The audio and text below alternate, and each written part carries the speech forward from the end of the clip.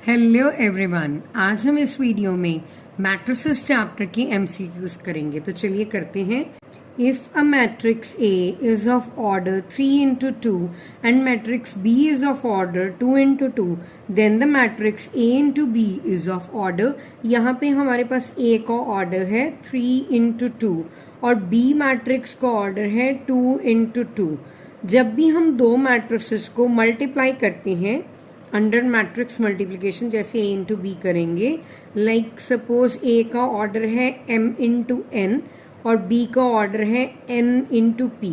ये जो m है दिस इज फॉर रोज और ये जो n है दिस इज फॉर कॉलम्स। इसी तरह ये जो n है दिस इज फॉर रोज और p किसके लिए है?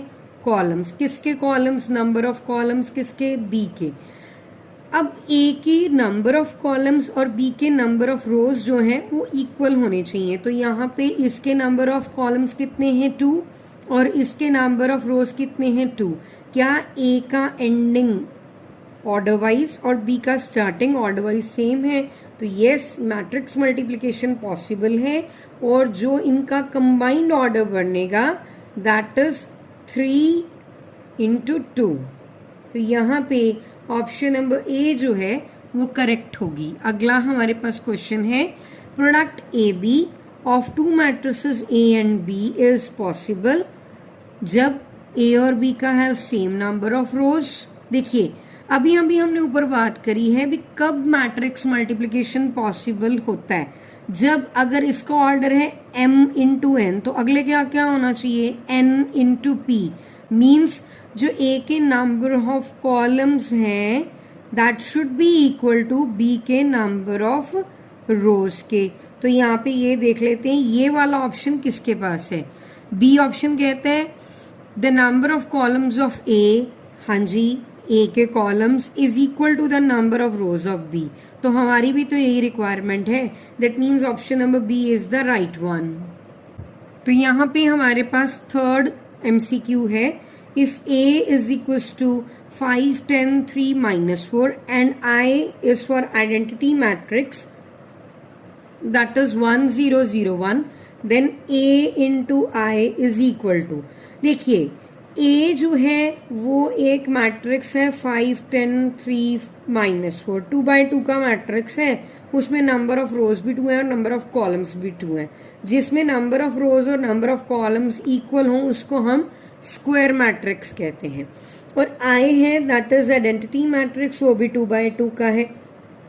जब हम किसी भी मैट्रिक्स को आइडेंटिटी मैट्रिक्स से मल्टीप्लाई करते हैं तो वो फाइनली खुद ए के ही इक्वल आ जाता है। That means if we multiply a matrix with identity matrix there is no such change in that particular matrix. So यहाँ पे ये जो ऑप्शन नंबर कौन सी है वो राइट ऑप्शन है। नेक्स्ट एमसीक्यू है एमसीक्यू नंबर 4।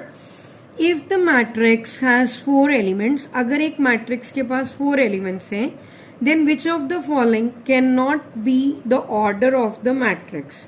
देखिए एक होता है नंबर ऑफ एलिमेंट्स का formula that is equals to number of rows into number of columns. अगर हम ये नंबर ऑफ रोज और नंबर ऑफ कॉलम्स को मल्टीप्लाई करवा लें तो हमारे पास आ जाता है नंबर ऑफ एलिमेंट्स, ठीक है, इन अ पर्टिकुलर मैट्रिक्स। तो यहाँ पे नंबर ऑफ एलिमेंट्स कितने हैं? 4। अब हमें यहाँ पे नंबर ऑफ रोज और नंबर ऑफ कॉलम्स नहीं पता, हम इसको बोल देते हैं m इंटू एन।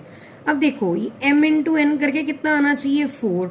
तो 4 किस किस की मल्टीप्लीकेशन में आता है? 1 into 4 में, या फिर 2 into 2 पे, या फिर 4 into 1 पे।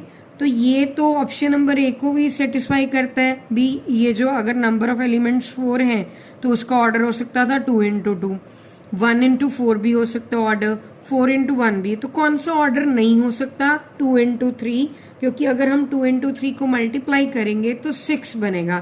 तो यहाँ पे तो 4 एलिमेंट्स हैं, तो कौन सा ऑर्डर नहीं हो सकता? That is 2 into 3, option number C. Now we are having next MCQ, the number of elements in a matrix of order 3 into 4 is, हमें नंबर ऑफ एलिमेंट्स निकालने हैं जिसका ऑर्डर हमें दे रखा है कितना 3 into 4। तो उसी ऑर्डर को 3 into 4 को मल्टीप्लाई कर लीजिए, you will get the number of elements that is equals to 12। Option number D is the right option. Next is which of the following is a row matrix.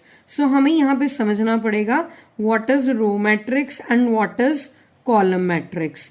कोई भी एक matrix हो जिसमें सिर्फ एक ही रो हो, n नंबर ऑफ कॉलम्स हो, like we are going to write here A1, A2, A3 up to AN. So we are having only one row and n columns. This is 1 into n and this is known as row matrix. Column matrix कौन सा हुआ फिर, जिसमें एक ही column हो, number of रोज जितनी मर्जी हो। दैट मीन्स अब यही A1, A2 को आप वर्टिकली लिख दीजिए अप टू AN। अब ऑर्डर कितना हो गया, कितनी रोज हो गई इसमें n, तो कॉलम्स कितने हो गए 1, सो n into 1 ऑर्डर हो गया। हमसे पूछा गया है इसमें से कौन सा एक रो मैट्रिक्स है, जिसकी एक रो होगी वो रो मैट्रिक्स होगा। That means option number B is the right option. 7th MCQ is the matrix ABCD is which kind of matrix. देखिए यहाँ पे नंबर ऑफ रोज कितनी है, हॉरिजॉन्टली देखें तो 2, वर्टिकली देखें तो कॉलम्स कितने हैं 2। जब हमारा नंबर ऑफ रोज और नंबर ऑफ कॉलम्स आपस में इक्वल हो जाए तो उसको हम बोलते हैं स्क्वायर मैट्रिक्स। अगर number of rose number of columns के इक्वल ना होते तो हम उसको बोलते हैं रेक्टेंगुलर मैट्रिक्स। फाइन, तो चलिए नेक्स्ट MCQ पढ़ते हैं। MCQ नंबर 8, इफ 1 2 2 9 इनटू एक कॉलम वाइज मैट्रिक्स दे रखा है XY इज इक्वल्स टू 20 90। हमने x और y का वैल्यू फाइंड आउट करना है कि यहाँ पे ये जो लेफ्ट हैंड साइड है वो राइट हैंड साइड की इक्वल है। वो तभी इक्वल होएगा, मैट्रिसेस की इक्वालिटी तभी होती है जब दोनों तरफ ऑर्डर सेम हो। यहाँ पे तो दो मैट्रिक्स आपस में मल्टीप्लाई हो रहे हैं, तो कर लेते हैं matrix multiplication. First row will be multiplied with first column, जैसे 1 into x that is 1x plus 2 into y is 2y। Now second row will be multiplied with this column again. We'll get here 2x plus 9y. This is equals to 20 and 90. अब matrix की quality कर लेते हैं elements wise. That means ये जो 1x plus 2y है इसको 20 के इक्वल और 2x plus 9y को 90 के इक्वल। तो यहाँ पे हम फर्स्ट इक्वेशन को 2 से और सेकेंड इक्वेशन को 1 से मल्टीप्लाई कर लेते हैं ताकि हम x जो है वो एलिमिनेट कर सके। तो ये बन जाएगा 2x plus 4y is equal to 40, और जब हम ये पूरी इक्वेशन को 1 से मल्टीप्लाई करेंगे will get here 2x plus 9y is equal to 90। अब कर देते हैं इनकी सब्ट्रैक्शन, ये तो कटिंग में चला गया, तो यहाँ पे बन गया -5y इज इक्वल टू -50। अब क्या करेंगे, ये जो -5 इधर मल्टीप्लाई में है उसको राइट साइड पे लेके जाएंगे तो डिवाइड हो जाएगा। So we will get here y is equals to -50 upon -5. This is equals to 10. इसको हम किसी भी एक इक्वेशन में फिट कर देते हैं, जैसे हमने लाइन नंबर 1 में फिट कर दिया जो है 1x plus 2y is equals to 20। तो यहाँ पे बन जाएगा 1x plus 2 into 10 is equals to 20। 2 into 10 होता है 20। अब ये 20 जो लेफ्ट साइड पे लिखा है वो ऐड हो रहा है, अगर हम इसको राइट साइड पे ले जाएं तो वो सब्ट्रैक्ट हो जाएगा।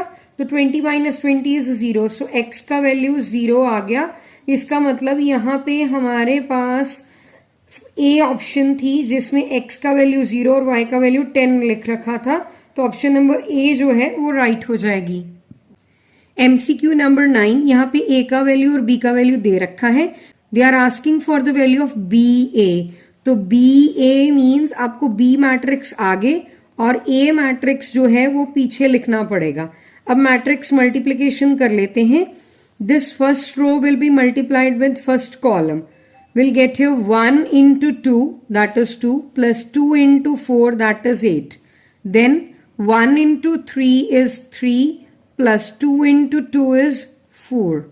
अब सेकेंड रो की तरफ बढ़ते हैं, पहले उसको फर्स्ट कॉलम से मल्टीप्लाई करेंगे तो यहाँ पे सेकेंड रो फर्स्ट कॉलम आएगा एलिमेंट वाइज, जैसे 3 into 2 6, 4 into 4 16, then 3 into 3 9 plus 4 into 2 is 8. So we will get here 10, 7, 22 and 17. And option number D is the right option.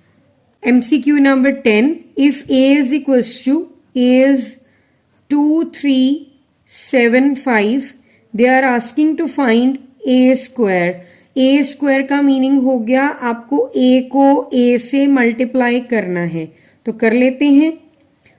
Corresponding elements multiply होते हैं ना, जैसे फर्स्ट रो फर्स्ट कॉलम, उसमें corresponding element 2 into 2 is 4 plus 3 into 7 is 21.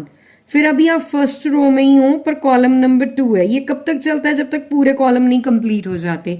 तो 2 into 3 6 plus 3 will be multiplied with 5 will get here 15. अब second row में आ जाओ.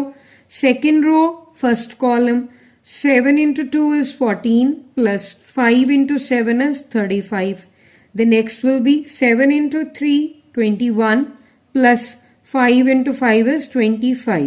So after adding the elements we'll get here 4 plus 21 is 25. Then it will be 21 and 49 and the last will be 46. So option number C जो है वो यहाँ पे match हो रही है. Hope you like our video. Press the like and share button so that more and more students get benefit from it. Thank you.